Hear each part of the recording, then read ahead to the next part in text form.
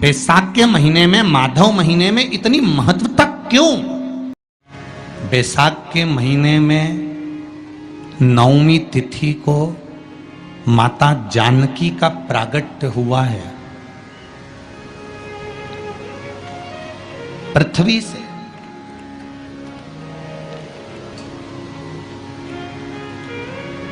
कभी एक विचार करिएगा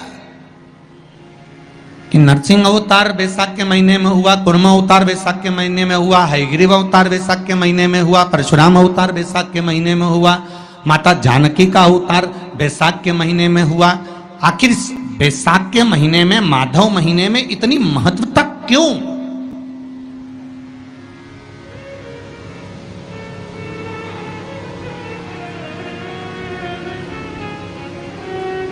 बैसाख के महीने में पड़ने वाली एकादशी, चतुर्थी, प्रदोष, अमावस्या, पूर्णिमा, शिवरात्रि,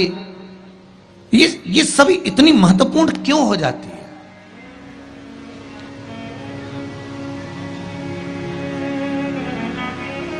इसकी महत्वता इतनी प्रबल क्यों हो जाती है? किस लिए? क्योंकि बैसाख का जो महीना पड़ता है, सूर्य की संपूर्ण तपन, सूर्य देव अपने पूर्ण तेज के साथ में,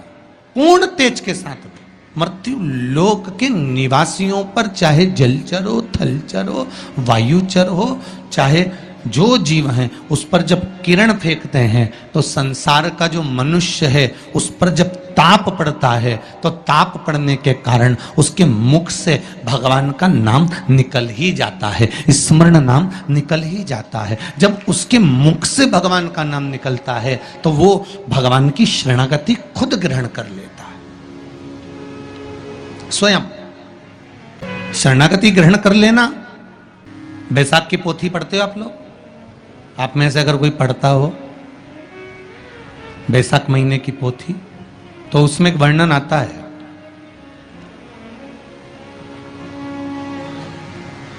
गीता प्रेस गोरखपुर के कल्याण अंक में भी आप ये पावन बैसाख चरित्र श्रवण कर सकते हैं। उसमें बैसाख महीने की पोथी में 10वें दिवस की कथा में 10वें अध्याय में एक व्याध और शंख मुनि का चरित्र आता है। शंख मुनि एक बार निकलकर भगवान शंकर के मंदिर में जल समर्पित करने के लिए जा रहे थे और शिव मंदिर की ओर जाते जाते जाते जाते जाते जाते बीच मार्ग में चलते चलते चलते चलते और वो शंख मुनि जब शिव के मंदिर में पहुंचे,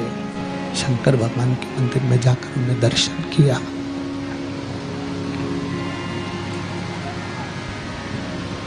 जल का पात्र उठाया और वो जल का पात्र उठाकर जब भगवान शिव को समर्पित कर रहे थे तो उसी समय जल का पात्र उठाकर जब शंकर भगवान को समर्पित करा गया और शंख मुनि निकलकर जब बाहर आ रहे थे, आते आते शंख मुनि के मन में एक भाव उत्पन्न हो गया कि जब हम भगवान शिव को कुछ वस्तु समर्पित करते हैं तो उसका फल, उसका पुण्य फल हमें कितने समय में प्राप्त होता है। ये शंख मुनि के मन में एक विचार जागृत हो गया, शंख मुनि के मन में एक भाव जागृत हो गया। एक लोटा पानी जो भगवान शंकर को समर्पित करता है, मरने के बाद तुम्हारी औलाद तुम्हारा किसी पवित्र नदी में तर्पण करे ना करे, तुम्हारा शिव को दिया हुआ जल तुम्हारे खाते में पहुंच जाता। आपने जो शंकर भगवान को एक लोटा जल दिया है, शिव जी को एक लोटा पानी चढ़ाया, शंकर भगवान को एक लोटा जल समर्पित करा है, शंकर भगवान को एक लोटा जल अगर आपने दिया है तो वो आपके खाते में पहुंचेगा जरूर, ये निश्चित है, पक्का है। और शिव भक्ति के अनुसार, शंकर भगवान के अनुमोदन के अनुसार, पहले भी कथा में कहा, आज फिर कह रहे हैं, आप जब शंकर भगवान को एक लोटा जल समर्पित करते हो तो वो 33 कौटि देवताओं के हिस्से में चले जाता है, एक भाग पितरों के हिस्से में चले जाता है, एक भाग आहूतों के हिस्से में चले जाता है, एक भाग वाचुकों के हिस्से में चले जाता है। आपने जो भगवान को दिया वो धीरे धीरे धीरे धीरे धीरे धीरे धीरे बढ़ता चले जाता है, भगवान के धामों में पहुंचता चले जाता है। जिन जिन को आपने नहीं भी दिया, शंकर भगवान पे चढ़ा हुआ जल उन तक भी पहुंच जाता है। ये केवल आपकी निर्मल और आनंदित भक्ति के बल पर पहुंचता है, भक्ति के बल। भगवान ब्रह्मा और भगवान विष्णु ने जो मंथन किया, उस मंथन में जो शिवलिंग निकला और ब्रह्मा जी के मुख से निकल गया कि ये शिवलिंग जो निकला है इसके चरण कहाँ हैं, इसका शीश कहाँ है, जरा पता करा जाए। और ब्रह्मा स्वयं भगवान शंकर का सिर देखने के लिए जा रहे हैं और भगवान विष्णु मृत्यु लोक में नीचे तलातल में, रसातल में, पताल में भगवान शंकर का चरण ढूंढने के लिए जा रहे हैं, भगवान शिव का चरण। गए दोनों, वो ऊपर गए, ये नीचे गए देखने के लिए। कई लोग शिव महापुराण की कथा, स्मरण, भजन,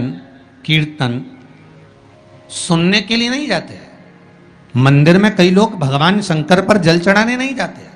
कई लोग ये देखने के लिए जाते हैं कि कौन आया कौन नहीं आया, किसने सुना और किसने ना सुना, किसने धारण करा किसने ना करा। अब ब्रह्मदेव ऊपर गए, इतने ऊपर पहुंच गए, इतने ऊपर पहुंच गए, इतने ऊपर पहुंच गए कि उनके भीतर अभिमत्ता, अहंकार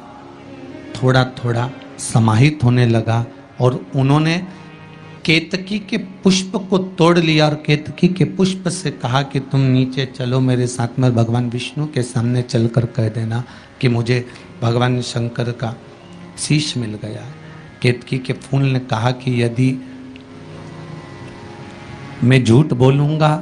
तो वो श्रेष्ठता कैसे रहेगी, मेरे झूठ बोलने की श्रेष्ठता कैसे होगी,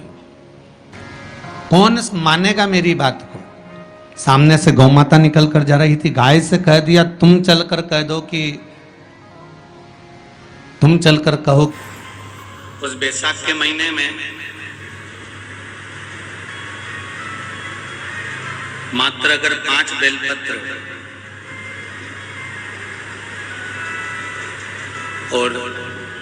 मट्टी के पात्र में रखा हुआ जल, मट्टी के पात्र से मतलब है कलश, जो माटी का जो कलश होता है आपके घर में जो रखा हुआ है, ये जरूरी नहीं है कि वो नया ही खरीदना पड़ेगा, ये जरूरी नहीं है कि वो आपको नया ही कलश खरीदना है, नया ही आपको लेकर आना है या नया ही आपको लेकर आओ। आपके घर में जो मट्टी का कलश रखा,